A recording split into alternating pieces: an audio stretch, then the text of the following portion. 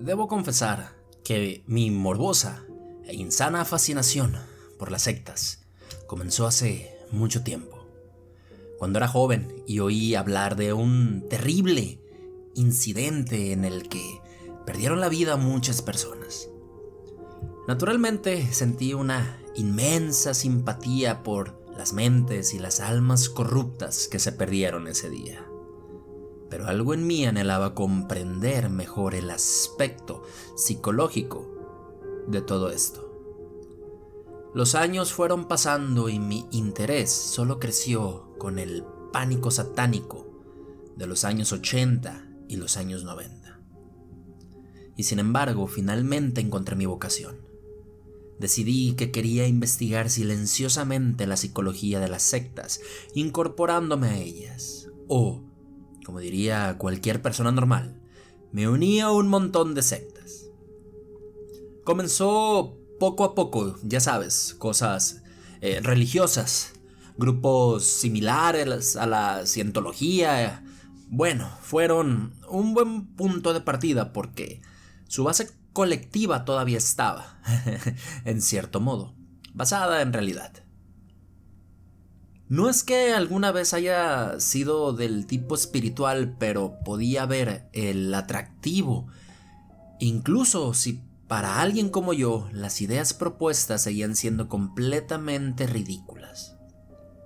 Y a lo largo de los años, saltando de un culto religioso a otro, aprendí mucho sobre por qué la gente dio todo lo que tenía para unirse a estos grupos. Ahora bien, es posible que ya hayas adivinado la respuesta, pero verla y poder entrar a una habitación llena de devotos y sentir su presencia espesa y asfixiante en el aire la hizo mucho más real. Esta sensación llamada miedo. Naturalmente me obligaron a participar en sus actividades. Para comer su comida, para beber su bebida, tenía que convertirme en ellos o me descubrirían. Y con la naturaleza comparativamente gentil de las sectas anteriores a las que me uní, esto no fue un gran problema. Pero el constante sentido del deber obsesivo comenzó a pasarme factura a medida que la intensidad aumentaba. De los cultos religiosos basados en la realidad, pasé a los cultos de sacrificios de animales y luego a los cultos de ovnis, antes de terminar aquí. Uno más allá de la simple descripción. Después de un periodo de investigación previo a unirme, me encontré tropezando entre maleza y hojas espesas para asistir a mi iniciación en lo profundo del bosque a las afueras de mi ciudad. Por lo general tenía que viajar bastante para unirme a una nueva secta, pero esta tenía su sede lo suficientemente cerca como para que fuera mucho más conveniente que las otras opciones que había preparado. La idea de tener mi propia cama a la que volver de vez en cuando, en un lugar de vivir en su comuna indefinidamente, también sonaba agradable. Así que finalmente me encontré con un grupo de hombres y mujeres de aspecto joven, parados, formando un gran círculo con las manos interconectadas. Una piedra parecía suspendida en el aire, justo encima de una fogata, y un hombre estaba parado junto a ella, dándome la espalda, y sin voltearse, habló. Veo que ha llegado nuestro último hermano. Bienvenidos a nuestra bendita comuna. Gracias, mi nombre es Sin Nombres, replicó a mitad de mi frase. Bueno, está bien, me alegro de estar aquí y ¿qué te gustaría que hiciera? Estaba familiarizado con las indicaciones y con las iniciaciones y el público que me rodeaba. Sugirió que sería más de lo mismo hacer un juramento, tal vez. leer algunas palabras de un pergamino, repetir una frase de un idioma olvidado hace mucho tiempo, ese tipo de cosas. Pero el hombre todavía estaba de espaldas y me ordenó que me acercara a él. Más cerca de la piedra sobre la fogata, mientras caminaba, las tallas en la piedra se hicieron más claras para mí. Y era un rostro, pero no era un rostro de un humano. Toma esa daga y saca. Nunca antes me habían pedido que donara sangre para cualquier idea que fingiera adorar. Me sentí como en una mala película de terror y debo admitir que eso me encantó. La punta afilada de la espada que me pasó a la espalda perforó la piel de mi palma e hizo una mueca antes de que finalmente se volteara hacia mí. Era tan joven como los demás en el círculo que me rodeaba y sin embargo, la mirada en sus ojos era la de un hombre desgastado, alguien que había visto mucho y al mismo tiempo que había hecho mucho. «Dale a la piedra tu ofrenda», dijo mientras sus ojos seguían obsesivamente los míos. Ese líquido color rojo carmesí goteó por las grietas de la talla delante de mí y finalmente sobre el fuego. Mi línea de pensamientos fue interrumpida por los miembros del culto a mi alrededor, rompiendo en un himno colectivo. Intenté entender lo que decían, pero todo era ininteligible. Y una parte de mí pensó que debía haber sido el idioma de cualquier entidad que estuvieran adorando, pero no parecía ningún idioma en absoluto.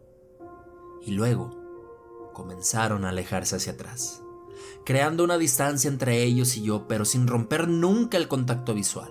Y el canto se hizo más y más fuerte, y la estructura del círculo permaneció como había sido. El líder viajando en el medio junto con el fuego y la piedra que repentinamente se movían. Una parte de mí quería seguirlos, pero otra parte, más instintiva, me gritó que aceptara su partida. Grité. Sin embargo, en un esfuerzo por entender lo que estaban haciendo, a dónde iban, no dio ningún resultado y al poco tiempo estaba parado entre los altos árboles y silbando el viento completamente solo. Afortunadamente logré regresar a casa desde ese bosque y he llegado a descubrir que traje algo horrible conmigo. Pasé los siguientes días tratando de descubrir algo más allá de lo que reveló mi investigación inicial sobre el culto de mi ciudad natal, como lo he llegado a llamar. Sin contacto con la gente del bosque me dejaron solo y busqué en internet cualquier cosa que pudiera haberme ayudado. Y al final encontré algo, no mucho, pero algo a final de cuentas. Una hemeroteca de hace 127 años que detalla la desaparición masiva de cada persona de 35 años en la ciudad. Supuestamente había 37 de ellos hace tantos años y la gente del pueblo se despertó la mañana del 27 de junio y descubrió que todos estaban desaparecidos. Los niños entraban en las habitaciones de sus padres y encontraban sábanas tiradas en el suelo, y los maridos cansados se despertaban con sus esposas dormidas, ya no estando a su lado, y en ese momento se rumoreaba que sus efectos personales fueron encontrados en un círculo en lo profundo del bosque, en las afueras de la ciudad. Justo como el círculo que había visto, y traté de obtener algo de contexto sobre la investigación y lo que sucedió después en ediciones posteriores del artículo. Pero no tuve suerte. Era como si hubiera una sola mención del incidente y luego también hubiera desaparecido. A los pocos días y sin mucho progreso más allá del periódico que había encontrado, mi mente se alejó del tema y me encontré esperando un pequeño descanso de mis instalaciones de investigación de cultos. Desafortunadamente, mi felicidad ignorante no duró lo suficiente. Al poco tiempo, empezó a envolverme un sentido del deber. «Llámame». Comencé a escuchar el himno del círculo y el rostro empapado en el líquido carmesí de la entidad de piedra en los sueños. Su rostro quedó grabado en mi mente y simplemente estaré allí, presente siempre. Y nunca había sido una persona con una mente perturbada, incluso teniendo en cuenta mis escapadas a delirios psicológicos masivos. Pero el himno se hizo más fuerte, más claro. Ya no era incomprensible y las cosas que me decía eran aterradoras. El miedo envolvió cada momento de mi vigilia y cada momento de mis sueños. Quizás debería haber sabido que mi pequeño pasatiempo algún día iría más allá de los delirios de salvación. Pasa el dolor de la vida real, tormento. Quería que me lastimara, para entregar mi vida como lo había prometido. ¿Como lo había prometido? ¿Qué carajo? Pensé antes de finalmente darme cuenta de que mi pequeña ofrenda estaba mucho más allá del ámbito de la simple iniciación. Me topé con el primer culto de sacrificios. Ahora los himnos ahogan el mundo exterior. Ellos me mandan y yo obedezco. Y una parte de mí sigue teniendo miedo, pero el miedo también puede ahogarse. Ayer los himnos me cantaron algo bonito por primera vez. ¡Feliz cumpleaños a ti! Los 35 años siempre iban a ser un gran año para mí.